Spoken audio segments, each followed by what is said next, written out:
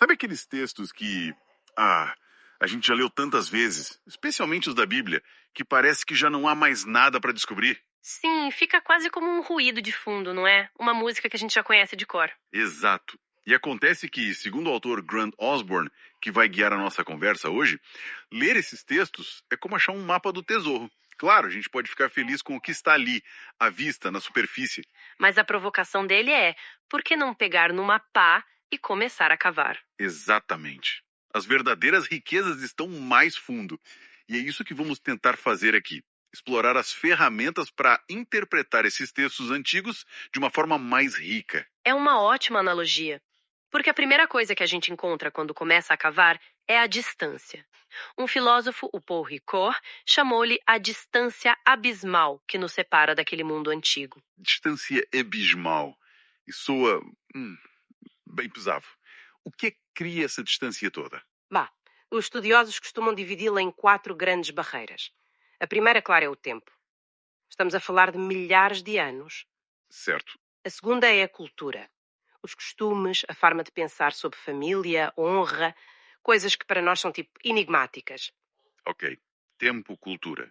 Depois a geografia. Cidades e impérios que são só nomes num mapa antigo para a maioria das pessoas. E por último, e talvez a mais complexa, a língua. O hebraico, o grego, muita subtileza perde-se na tradução. Então, tempo, cultura, geografia e língua. É um abismo considerável. A ideia, então, não é fingir que ele não existe. De maneira nenhuma. A meta não é eliminar a distância. Isso é impossível. É aprender a transpô-la com as ferramentas certas, com respeito. Falando em ferramentas, vamos pegar nesse ponto da língua. A maioria de nós, quando não entende uma palavra, vai logo procurar a origem, a etimologia, certo? A gente assume que a raiz vai nos dar a chave. Certo. E se eu lhe disser que essa pode ser a primeira grande armadilha? É uma armadilha muito, muito comum. Tem até um nome técnico: a falácia etimológica. Falácia etimológica? É o erro de acreditar que o significado de uma palavra é definido pela sua história ou pelas suas partes. Espera um pouco. Isso parece estranho. A origem de uma palavra não deveria contar para alguma coisa. Conta, mas como um ponto de interesse histórico, não como a definição final. O que manda é o uso corrente na época. Pensa no exemplo mais famoso que o Osborne usa. A palavra grega eclésia, que a gente traduz como igreja. Sim, É muito comum ouvir que eclésia significa os chamados para fora, porque vem de ek, para fora, e kaleio, chamar. Soa muito bem, teologicamente falando, não é? sim, sou poderoso. A imagem de um povo chamado para se separar do mundo. O problema é que não era bem assim. Quando se investiga o uso da palavra na literatura grega da época, fora dos textos bíblicos, eclésia significava simplesmente assembleia, uma reunião de cidadãos. Apenas. Uma assembleia. Como uma reunião de condomínio. Tipo isso. O significado base era ajuntamento. A ideia de chamado para fora é uma camada teológica que a gente projeta de volta na etimologia. Não era o que a palavra significava no dia a dia. Uau! Ok, estou a processar isto. Quer dizer que muitos ensinamentos sobre a igreja ser os chamados para fora podem estar baseados numa premissa instável? Desconcertante, eu sei, mas também é libertador. Mostra que o significado está em como as pessoas usavam a palavra, não um segredo escondido na sua origem. Dê-me o exemplo mais moderno. A palavra inglesa nice hoje significa agradável, simpático. A origem dela é o latim necicius, que significa ignorante. A sério? Sim, ninguém hoje, ao chamar alguém de nice, está a insinuar que a pessoa é ignorante, certo? A etimologia tornou-se irrelevante. Entendido. O que importa é a foto do momento, não o negativo de 500 anos atrás. Isso muda a abordagem toda. Deixa de ser um exercício de dicionário e passa a ser uma investigação. Exatamente. Ok? Então, se não podemos confiar cegamente nas palavras isoladas, qual é o próximo passo para montar o quebra-cabeça? O próximo passo é olhar para a moldura da fotografia. É reconhecer o género literário. Género literário. A gente faz isso o tempo todo sem pensar. Ninguém lê uma receita de bolo da mesma forma que lê um cogema ou uma notícia de jornal. Certo. Cada um tem as suas próprias regras. Um tipo de contrato implícito entre quem escreve e quem lê. Gosto dessa palavra, contrato. É isso mesmo. O problema é que a gente muitas vezes abre a Bíblia e esquece que ela não é um livro, é uma biblioteca. Uma biblioteca? Sim, cheia de gêneros diferentes. Leis, poesia, profecia, cartas, parábolas. Tentar ler um salmo como se fosse um código legal é a receita para o desastre. Mas isso não torna a coisa toda muito complicada? Quer dizer que é preciso ser um especialista em literatura antiga? Não um especialista, mas um leitor atento, porque a identificação do gênero é a chave para a intenção do autor. Ela guia as nossas perguntas. Se sabemos que é uma parábola, procuramos uma lição central, não um fato histórico literal. Certo. Então vamos tornar isto bem concreto. Dê-nos alguns exemplos de como entender o género muda radicalmente a nossa leitura. Vamos pegar em três que são muitas vezes mal interpretados. Primeiro, a lei do Antigo Testamento. A visão popular é que é só um monte de regras pesadas e arbitrárias. Sim, a imagem que fica é essa. Um Deus zangado a impor regras. Pois é, mas dentro do seu género, o propósito era outro. Aquelas leis eram um guia para uma comunidade viver em aliança com Deus e em paz uns com os outros. Era mais um guia de relacionamento do que um código penal. Um guia de relacionamento. Pense nas leis de puro e impuro.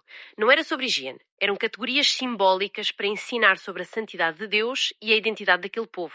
Ser puro significava estar apto a aproximar-se de Deus. Era uma forma de organizar o mundo para refletir a santidade dele. Isso muda completamente a perspectiva. Deixa de ser arbitrário e passa a ser sobre identidade. Ok, e o segundo género? As parábolas de Jesus. Durante muito tempo, a ideia era que cada parábola tinha só um ponto principal. Sim, já ouvi isso muitas vezes. Procuro o ponto principal e ignoro os detalhes. Exato. Mas estudos mais recentes, de autores como Craig Blomberg, mostram que é mais complexo. Que as parábolas são, na verdade, mais parecidas com alegorias controladas.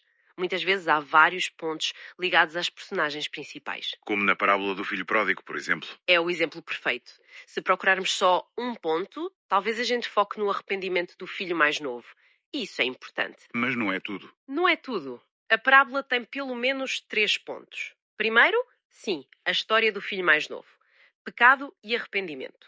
Segundo, e talvez o centro, a figura do pai, que representa o amor extravagante de Deus. Certo. E terceiro, o irmão mais velho. Ele é crucial. A raiva dele, o ciúme, era um espalho para os líderes religiosos a quem Jesus estava a contar a história. Cada personagem carrega um peso teológico. Uau! Ver dessa forma realmente abre a história. E o terceiro género? Imagino que seja um dos mais polémicos. Sem dúvida. Apocalíptica. Estamos a falar de livros como Daniel e, claro, o Apocalipse de João. O erro comum aqui é tentar ler como se fosse Jornal da Manhã, certo? Ligar os símbolos a figuras políticas de hoje. Precisamente. Esse género surge em tempos de crise e perseguição, e o objetivo dele é dar esperança. A linguagem é de resistência, cheia de visões, símbolos, a luta entre o bem e o mal. Então os símbolos, como o número 666 ou as bestas? Não eram um roteiro literal do futuro. Eram imagens poderosas, muitas vezes tiradas do Antigo Testamento, para revelar o significado teológico do que estava a acontecer naquele momento. Era uma forma de dizer, olha, o Império Romano parece invencível, mas Deus está no controle. Ok, isto é muita informação valiosa. Já vimos a distância, a armadilha da etimologia e a importância do género. A grande questão agora é, e então? Como é que a gente pega nessa mensagem antiga e a traz para o nosso mundo hoje, de forma responsável? Essa é a pergunta de $1 milhão.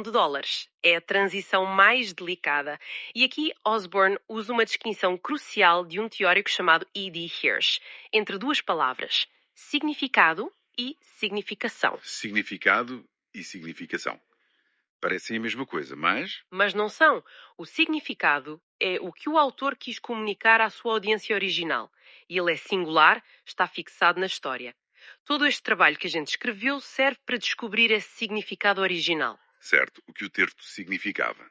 Para eles, naquela altura. E a significação. A significação é a resposta à pergunta "e daí?". É a relevância que aquele significado original tem para nós hoje. E a significação, por natureza, é múltipla. O ponto fundamental, a regra de ouro, é que a significação tem de estar sempre ancorada no significado. Não podemos fazer o texto dizer o que a gente quer. Exatamente. Primeiro temos que escutar o que o autor disse no seu tempo. A esse processo de construir a ponte chamamos contextualização. Vamos a um exemplo prático. Aquela questão da comida sacrificada a ídolos em Coríntios. Ninguém hoje tem esse problema. É o exemplo perfeito. O significado era muito específico para a situação em Corinto.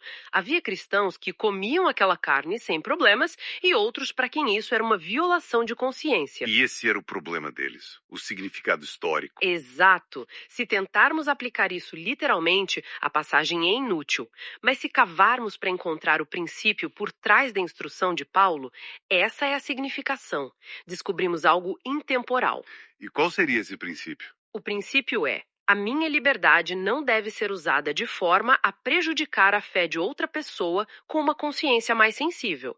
Mesmo que algo não seja errado em si, eu devo abster-me por amor ao outro. Ah, agora sim. Esse princípio é universal. Pode ser aplicado hoje a dezenas de coisas.